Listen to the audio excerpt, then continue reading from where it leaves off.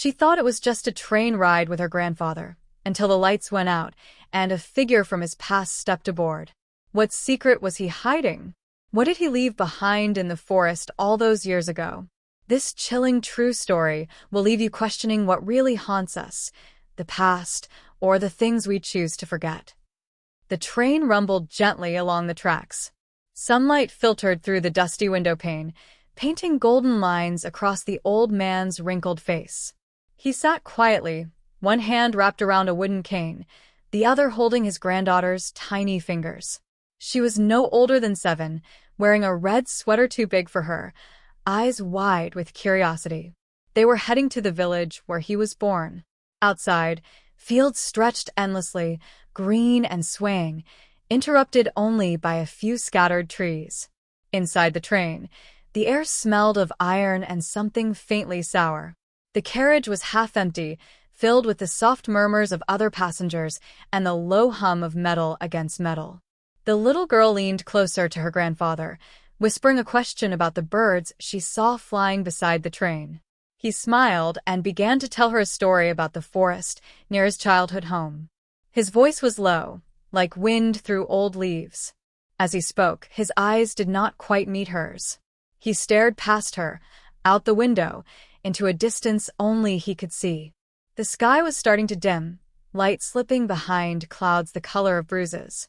Then, suddenly, the train lurched. Not a violent jolt, but enough to make his cane clatter to the floor.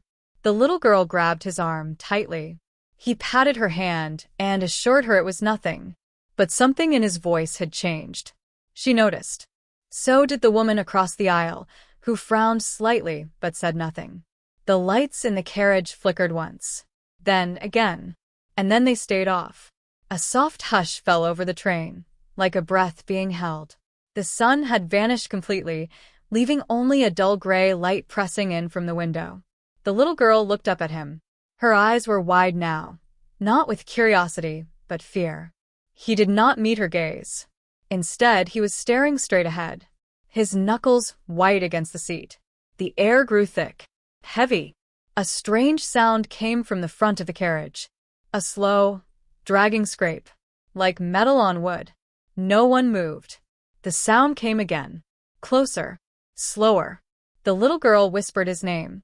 Still, he did not answer. His eyes were fixed on the door between the carriages. It began to open. Just a crack. Cold air rushed in, carrying a smell of damp earth. And something else. Something sharp. Something metallic. The scrape came again. Louder. And then, a hand appeared. Thin. Pale. The skin was stretched tight over the bones, fingers long and trembling. It gripped the edge of the door. Slowly, it pulled the rest of the figure into view. A man. Or something that used to be a man. His eyes were sunk deep into his skull, but wide open, glowing faintly in the dimness. He wore a conductor's cap. Tattered. Stained. His coat hung off him like wet cloth, dragging along the floor. No one spoke. No one dared. Even the baby in the back had gone silent. The air now smelled of rust, of time, of things buried and forgotten. The little girl buried her face into her grandfather's arm. But he remained still, staring, not at the figure, but at the spot on the floor just beneath its feet. There, a puddle was spreading. Not water, not blood, something darker, thicker. The lights above flickered once more, and for a brief second, everything was bright. In that flash, the figure's face became clear. The girl gasped. The man wore her grandfather's eyes. Not similar, not close. The same. Perfectly, unmistakably the same. And her grandfather, now trembling, was mouthing something silently. 3 words, over and over. I left him. I left him. I left him. The figure took a step forward. Each movement was slow, deliberate, impossibly quiet. Yet the thud of its footfall echoed through the carriage. Passengers began to shift, uneasy. Some blinked rapidly. Others rubbed their eyes, unsure if they were dreaming.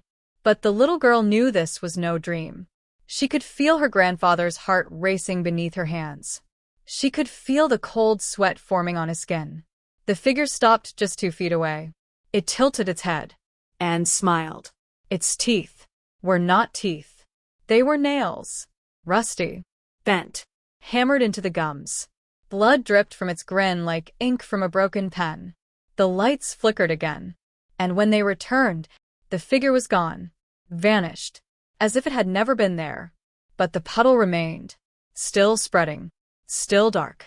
The grandfather let out a breath he did not know he was holding. But it was shaky. Too late. The girl looked up at him, her voice barely a whisper. Who was that? He did not answer. His lips pressed tightly together. His eyes now wet. He picked up his cane with a trembling hand. Then slowly he leaned down and touched the puddle with the tip. It hissed. A quiet, angry sound. Smoke curled upward. He recoiled, his hand shaking worse than before. The other passengers were still silent. Too silent. As if frozen in time. The little girl turned to the woman across the aisle. She was not blinking, not breathing. Her hands were clasped, tight and rigid, around a handbag. Her eyes were glassy, fixed on nothing. The girl pulled her sleeve. Still, the woman did not move. The train suddenly screeched. A long, high-pitched wail. The windows shuddered. Outside, the world had changed. No more fields. No trees. Only fog. Thick. Unmoving. It clung to the glass like skin. The grandfather stood, wobbling. He looked down the length of the carriage. And then he saw it. Far at the end, barely visible through the fogged glass. A figure, standing on the tracks. Still. Watching. Waiting. He grabbed the girl's hand tightly. Too tightly. She winced, but did not complain. He whispered to her, voice dry and hoarse. We are not stopping here. We must not leave the train. She nodded, though she did not understand why. The doors hissed open. The fog spilled in, so cold it burned. And through it, footsteps. Each footstep echoed like thunder in a cave. Slow. Measured. Coming closer. The little girl clung to her grandfather's coat. He held his cane out in front of them, as if it could ward off what approached. But the cane trembled. So, did he. The figure emerged from the fog. Not the same as before. This one was taller, draped in something long and black. Its face was covered. A veil of torn fabric hung from its hood, swaying though there was no wind. In its hand, it held a lantern. The light inside flickered green.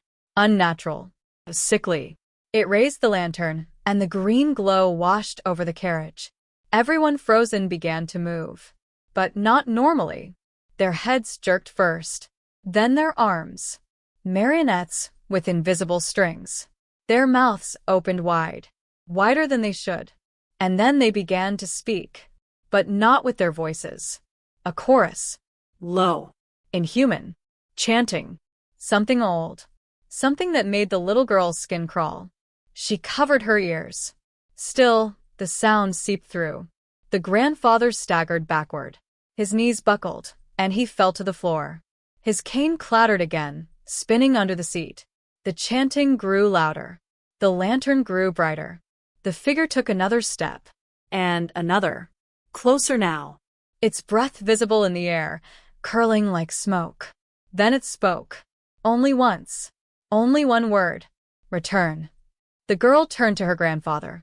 His eyes were filled with tears. His lips trembled. He looked at her and whispered, I thought I escaped it. I thought I left it behind. But it never forgets. It never forgives.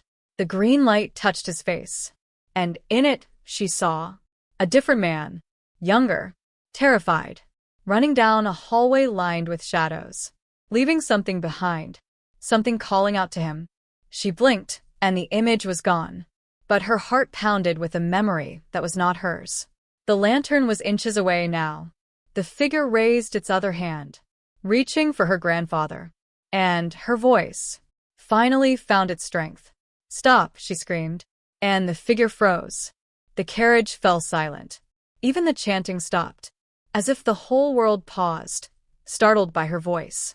The green light dimmed. The figure's hand hovered in the air, motionless. The veil fluttered slightly, revealing a hint of its face.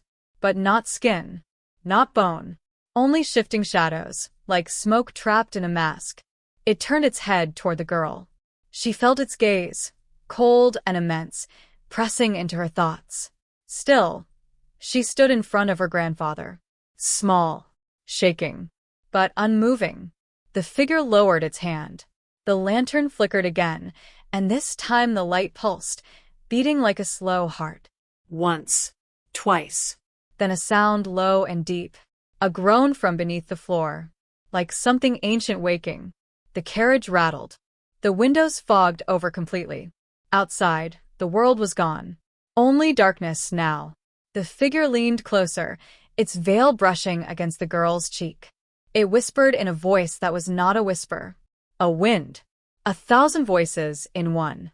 He chose silence. He chose to forget. But memory is not mercy. The girl stepped back. Her grandfather was breathing fast, his hands clawing at the floor. The figure extended the lantern once more, its light glowing brighter, until it illuminated something beneath his coat. A photo.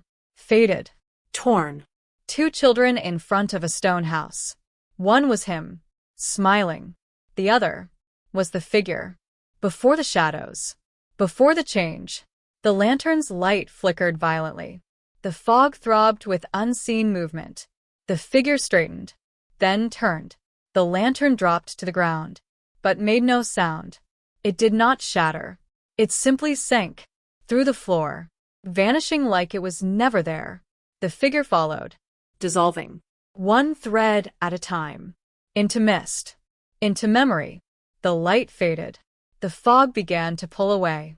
Outside, trees returned. Fields. The world. Inside the carriage, passengers blinked, looked around, confused, as if waking from a dream. But the girl knew better. So did her grandfather.